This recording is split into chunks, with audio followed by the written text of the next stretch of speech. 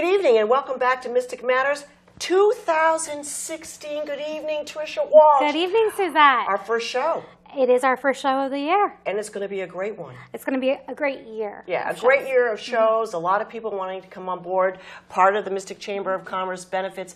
But this is going to be one of my favorite shows, and I have to tell you, I might as well just say it, getting it out of the gate. Because the first show is always one of my favorite shows. Yeah, it is, but it's good to start with the ones that you know are going to be super interesting. So right. Very excited. And you know, at this time though, Tricia, I want to know what's going on, what the Chamber's doing, and what's coming up. Okay, so at the Chamber, we have a huge amount of networking events coming up in the coming months, and we will be hosting events in the morning, in the afternoon, in the evening. You have no excuse to not get out there and do some networking. We have a professional organizer doing a luncheon next month in April, and also in April we'll be at the Williams School for our business after hours. So great opportunity to come out, meet some new people, get involved with your community, and learn what the Chamber's all about. Great. Yeah. So you know, speaking of getting involved in your community. Yes. Okay. This evening, I would like to personally introduce Dan McFadden, Board of Directors at the Greater Mystic Chamber of Commerce. That's right. That's right. Obvious Director of Communications at the Mystic Seaport. All right. Well, thanks for having us here welcome. today. Thank you. And Director of Exhibits, Elisa, thank you so much for being on the show. Thank you. My pleasure. But you know, one of the first things I just want to talk about is, when are you open? Well, starting a week from today, we will be open 9 to 5, 7 days a week, which of course is what we want to do. We're getting off our winter hours and getting into our hours all the way through October. So 9 to 5, 7 days a week. Okay. Dan, I have to tell you something. Right before the show, Tricia and I were talking, and I'm going to let Tricia speak to this a little bit. But that Thompson building, what a magnificent sight. I like to see that smile on your face. What a magnificent sight. That's the reaction we're trying to get. Absolutely. We're trying to transform the north end of our campus, and we're trying to garner attention, and we're trying to find something special that people will want to see. And we actually have a time-lapse tape we prepared for this show. Oh my gosh, shows the progress it's going to continue to roll. It'll just roll as we go, but it shows the progress starting about October. So we laid the pad for the foundation. There's no basement. We brought in 10 large beams, which were 5-piece beams built in Canada, fabricated in Canada, brought here, assembled on site. That's the structure for the building. And as you can see it go up, all of this wooden beams and structure will be exposed. We're going to put some polyurethane on it and leave it. So you're going to see the wood, you're going to see the structure of the building, which is an important part of the design. If you've driven by lately, you see the roof has gone on, the curtain walls have gone on. We're going to get some siding very soon, and then it's going to look a little boring because we're going to go inside and do all the work on the inside.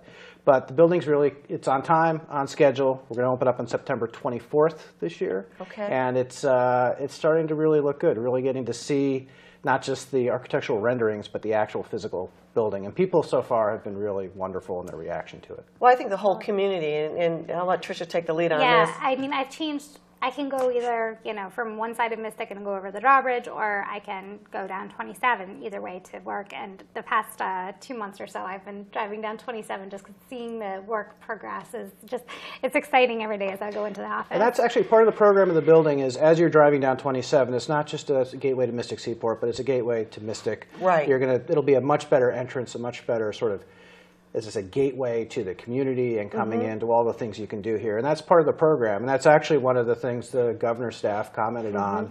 They gave us a $2 million grant, which goes a long way to helping us finish funding. A little ways to go. A little ways to go, yeah. A big contribution, and it was really nice to get that vote of support from the state and the greater community as well for that money. It means a lot to us, and we're going to do great things with it. But that was part of the role of the building is to help the entire tourism and business community in this corner of the state. Well, I think that's kind of the message. When you're vying for dollars and you're especially on exit 90, that's the golden triangle.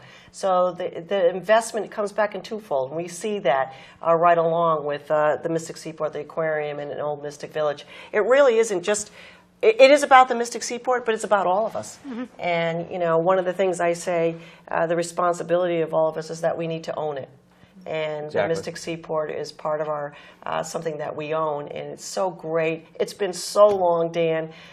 This, the future and the vision. It seems like the hangover from the recession took a long time Yeah, to get out of, yeah. and I think in the last 18 months, 2 years, certainly now you're seeing a lot more investment in the hotels, in Right. new restaurants. So there's a much more, Tricia, I think you've seen the same thing. Absolutely. It's a much more upbeat attitude, and we're just happy to be in a position to contribute to that and help make that happen locally. So we're really looking forward to it. And actually, here's another example. Even though we have to wait till September for the building to open, we're going to start early, and we're going to have a summer performing arts series on the quad right in front of the building. Right. So the building's part of a bigger project of revamping the other galleries and changing the space in the north end of our campus, but we've got a beautiful quad, a beautiful lawn, so we're going to do 6 performances. Flock Theater is going to do Shakespeare, Mystic Horns will do a concert, Salt Marsh I Opera love will the come and Mystic do a Horns. concert. Yeah. We've got a Zydeco band of Craig Edwards, one of our staff members who's great, so he's going to do not sea shanties, but something new and different. That should be great. And we're looking for one more performance group. But so it'll be 6 performances. It'll be after work. Starting when, Dan? It starts July 2nd, various Okay. days over the course of the summer. We'll be publishing a schedule online. But it should be nice, a nice community event. If you're in town, great. But if you're here, something to do on one of those nights, bring your blanket and chair and some food and really enjoy a great performance. So Fantastic. we're starting to use the space, and those are some of the new things we're going to try to do with all this construction, all these changes we have. So we're looking forward to that. That's great. Excellent. Well, if I can ask, what was the goal of building this brand new building beyond just, obviously you are changing the landscape there of the Seaport. I think there are 2 things. Number one is to attract visitors to the museum. It's not just we're an attraction, but it's our mission to share America's maritime heritage, and we needed the facilities. Elisa, as director of exhibits, has a lot invested in this. Oh, yeah. In this We're new gonna get to building, that. because the key part of the new building is the 5,000 square foot exhibition space. It's large, it's tall, it's state of the art in terms of being able to have heating and cooling and all the things that Elisa needs to keep our artifacts and borrowed artifacts at the correct levels for preservation. And for us, a key thing in the first exhibit that we can't give you too many specifics on it because we're still working. But I hate first when you exhibit say that, Dan. will open on December 10. And what we can say, and correct me if I'm going too far here, Lisa, but it's about we're going to be taking items from our collection, and the focus is on items that we have had across the street in our Collections Research Center that people have not seen. And overall, this exhibit hall, it'll do many things over the years, but a key thing is to make sure we're getting our artifacts from our collections out where people can see them.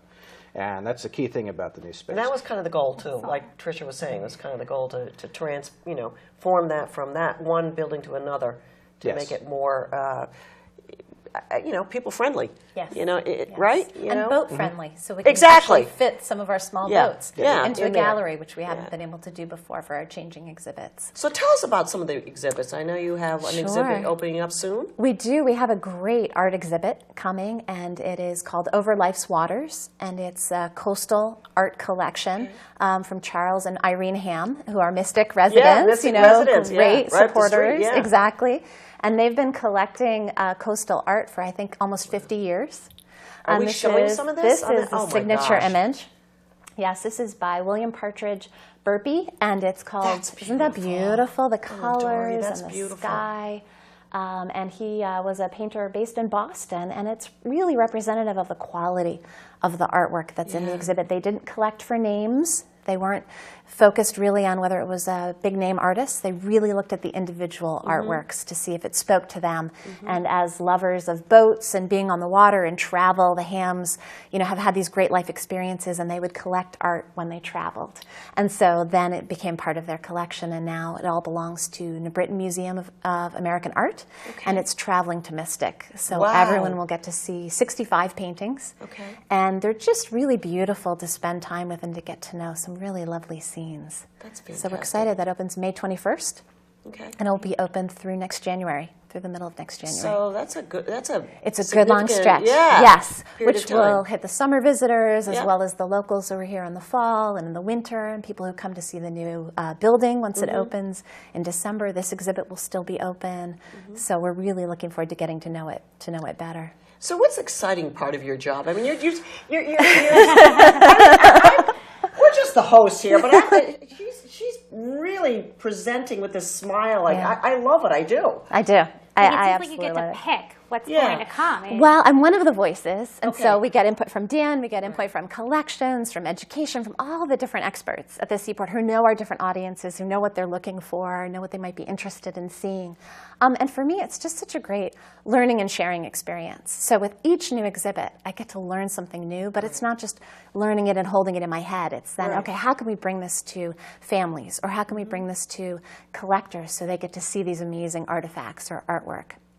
And that's phenomenal, to walk around the gallery and to say, we as a team presented this, and now the community gets to enjoy it. That's a great feeling. So that's what I love. You know, another thing is, I mean, of course, Tricia and I, we talk about this all the time, having grown up with the Mystic Seaport right in our backyard. But it's a constant changing of, you know, we talk about the millennials coming up, the demographics, and it seems that this is just the right time. Things are just coming together so well for the Seaport.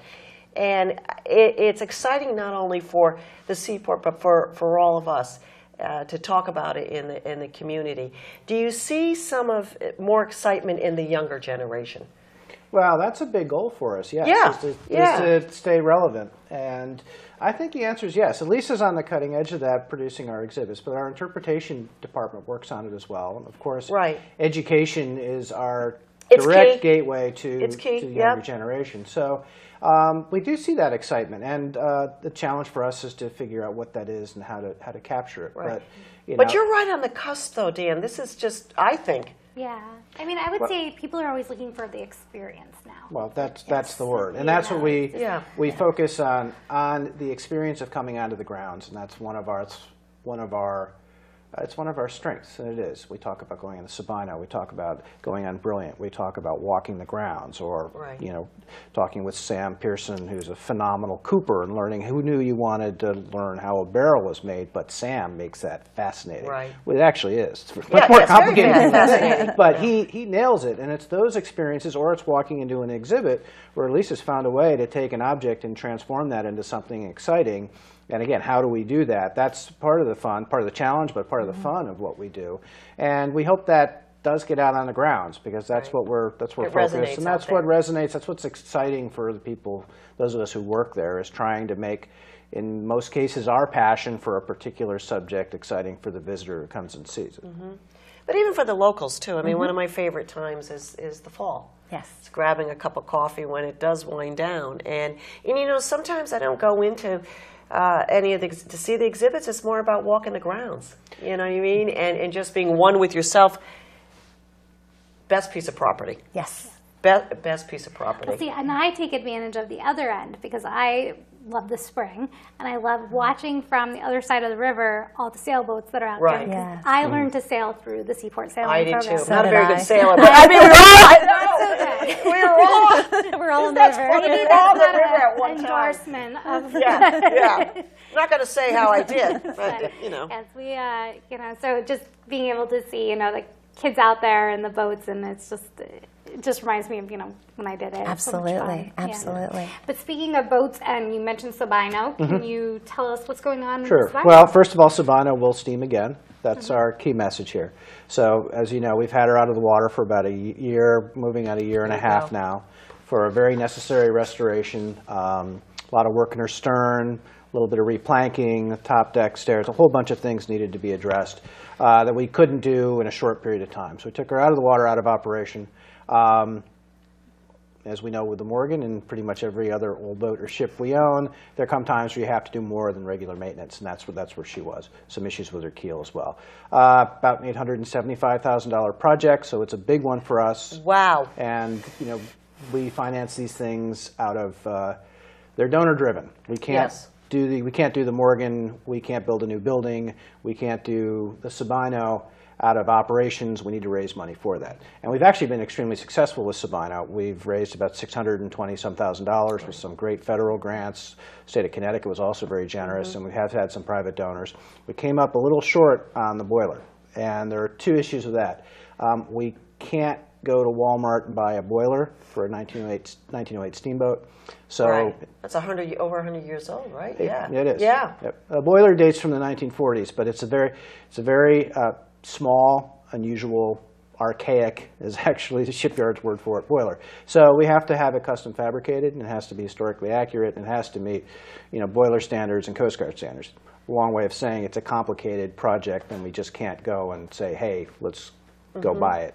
Can't buy a new transmission like for a car. So we need to raise the money to do that, and we had to find the firm and the designer who was willing to take on that project. We believe we found one. We still need the money in hand to do that, and the work on the hull has progressed apace, and so we can put the boat back in the water, but we're not going to have a boiler fabricated and ready to go in at the same time. So this spring, she will go back in the water, probably late this spring, early summer. She'll go back in the water. She'll be an exhibit like the others. You can go on board and see her while we finish raising the money for the boiler. And at that point, when we do have the money and we get it built, it'll be much easier. We'll just sort of pop the top off and drop it in, and she'll be back sailing again. But our appeal right now is if you like seeing the Sabino go up and down the Mystic River, which she's done since 1973, please help us do that. Because the hurdle we're at right now is we need the funding to do that. Right. And how many restaurants this is the funny thing, you'd be at a restaurant like S&P Oyster, and you wait for that Sabino to go by, and you just want to wave to people. I mean, it's just so much a part of our downtown. It is. And I think it also speaks to the authenticity that the Seaport has maintained, where you're having this part recreated instead of just buying something that maybe could fit, and you guys could kind of fake it a little bit because everything else is too. Yeah, thank you. We could drop a diesel motor in her, right, and keep operating her, and we could do many different things. But the experience of sitting on an operating steamboat is. You really can't do that anywhere else. There are a few other operating, but right. It's a rare thing and it's a special thing. If they're quiet, I think all of us have been on Sabino here. Yeah. It's quiet. You glide down the river, and it's such a peaceful experience. And that's how it was done more than 100 years ago. But you don't do that today. And so that's the experience we're trying to keep it authentic, so you know what it was like to be on a real steamboat, because she is a real steamboat. Right. But is there only a certain amount of people that can work on this type of boat? I mean, it's a very specialized work, right. And so we're really lucky that we have a restoration shipyard that can do so much of the exterior and the interior work and the woodworking and all of the other systems. But that boiler is just such a special piece. Right, right. That's the final missing piece to it. What's great is that the visitors can come see her. So even right. before she As goes it's in done, the water, being done. they can right. watch, the work going on in the shipyard, and that's open to visitors, which is really unusual for a museum. Right. That's a way of going behind the scenes and seeing those maritime skills still being used the way that they would have been 100 years ago. But we're looking forward to having her back up and down the river as well. So are there a lot of volunteers that would be working on this, or it's There are mainly in-house? Well, as always, the shipwrights lead the project, but as always, volunteers are involved in many, many aspects of what we do, and I think we all have to thank them, because we couldn't do a lot of what we do without our outstanding Corps of volunteers. And there is a particularly dedicated group Yes, in the shipyard, who scrape all the paint and scrape all the need them varnish too, and do Dan. that. And we absolutely Yeah, we need do. them. We need them, yeah. So, they're absolutely involved in it, and it's the Sabino's a big project for the shipyard. It's going along really well. They just got a new top deck on, and they're wrapping that up, and so it's neat even just week to week to stop by and see, they finished this and they finished that. Now the top's on. They've got that taken care of, and it's just neat to see it progress. That's great. And how did you get? You had the footage of the building of the new building, and you had it, time lapse. Were you able to get a drone? Does the Seaport have its own drone type photography? Well, we just have a drone. We got it for Christmas, actually. Merry Christmas! Thank you. Christmas, Dan. Yes, so we're very excited. It was. All right, so we're in the process of also, like everybody else, figuring out the FAA requirements and what we can and can't do. Yeah. We're also going to send our two staff videographers to drone school so they know how to pilot it, and because it's not just a matter of flying, but it's a matter of being able to fly and shoot and use the camera. So yeah, we're very excited to get that tool out there. So as soon as we get them trained up and we really know what we're doing, we're very excited to get that out in the river and kind of do some new things with it. I just think, like showing the time lapse of the building, and then now with this Sabino, everything that's happening, the work that's going on with that. It's just, I know that wasn't on the list of things to talk about, but I had to ask, because it's really interesting to be able to see it and quick and It is, yeah. And all of those tools, and the drone in particular too, we're able to turn these things around and put it on our website. So we're just getting more and more organized about how we do that and how we can turn things around quickly. But I do have to say, I wish we had the drone during the 38th voyage of the Charles W. Morgan. Oh my gosh, yeah. Well, that was you didn't put great. that on the Christmas list for last year, or or 5 years ago. Yeah, I Wow, needed to put, well, I did ask for it. It didn't work out. But the technology's come so fast, even just in the 2 years. Like we do have some drone footage from Bailey Pryor, local filmmakers, Yes. who Yeah, did Bailey, the yeah. wonderful documentary on film on PBS. So he was able to get a drone and do some of that as part of his production. So we do have some, but yeah, just in those 2 years since then, we got a much better drone for a far smaller cost, and we're really looking forward to taking some good pictures with it. I just, for just the viewers that, can anybody give me a little history on the Sabino, how we acquired it at the Seaport, and Okay, Dan, so can she you do started that? up in Mid-Coast, Maine, Yep. the Damariscotta River. And the second part of her career was primarily in the Casco Bay area around Portland, where she was a ferry and kind of a backup, I think, for most of those times, certainly at the end of her career.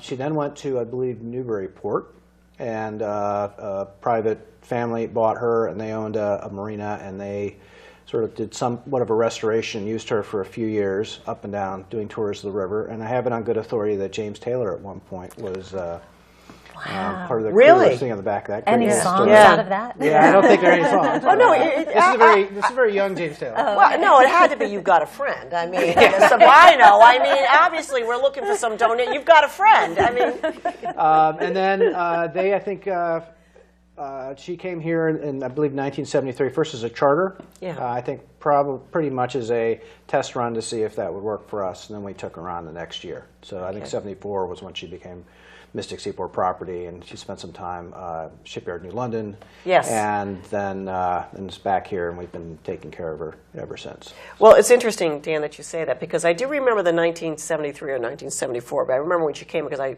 graduated from high school, but it wasn't a test, but when you just came up with all that information, I was so surprised that you had that. That's fantastic. I like the Sabino. Yeah, I do too. We all have our I little mean, favorite exactly. vessels around and that's here. just You can have more great than one, but historical knowledge, because I have to tell you, did you know that?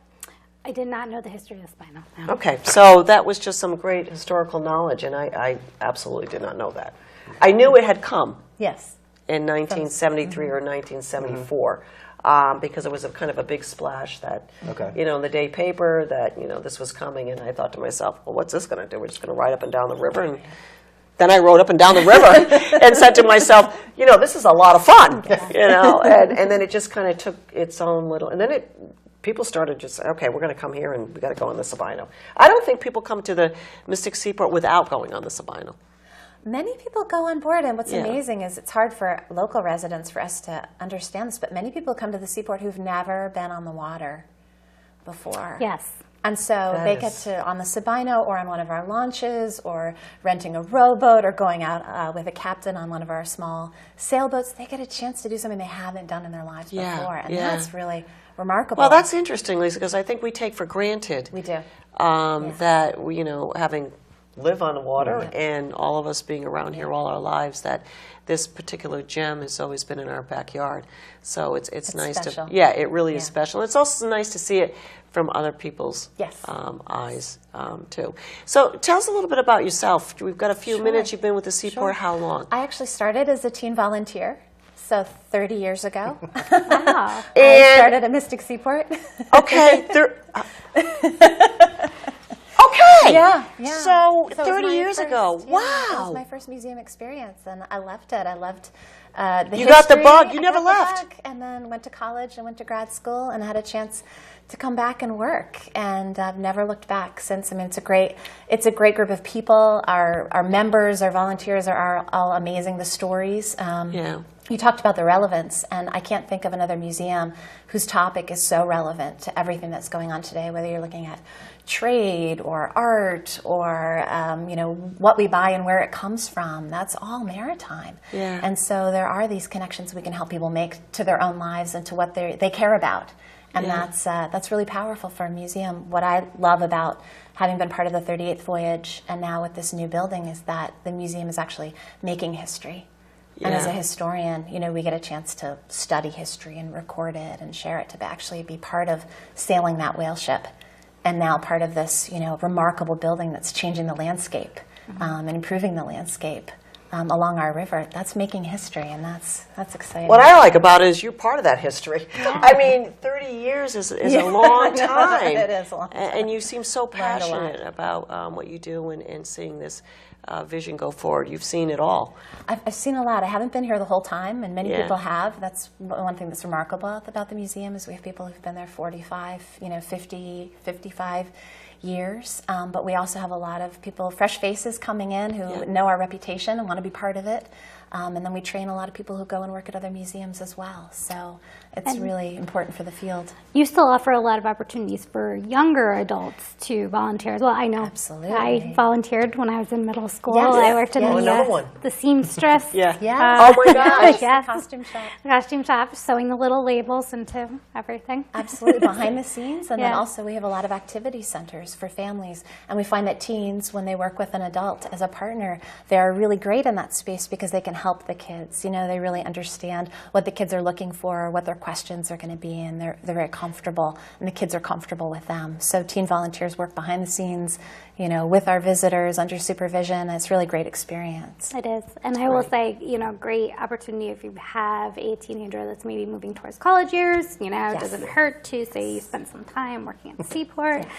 I know that always was helpful for me as well. And I Well, we're enjoyed gonna it. wrap it up. Dan, just give us some information on the Seaport, where we can donate or how we can get a hold of Our any website's the best information. place to find everything. We keep Okay. it up to date as much as we can. And so what is we're that? online, it's www.mysticseaport.org. Yeah. Hours, tickets, and if you want to donate to the Sabino, if you are so desire, please Oh, do. You can do it all absolutely. right there.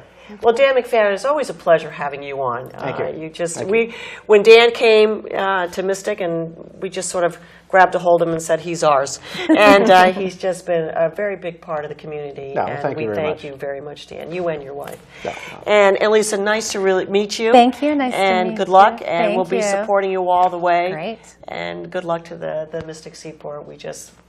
Great institution right in our backyard. Tricia, it's very nice to see you. Good to see you. I'll see you next week. Let's keep going. Okay, we are the Greater Mystic Chamber of Commerce. Good evening.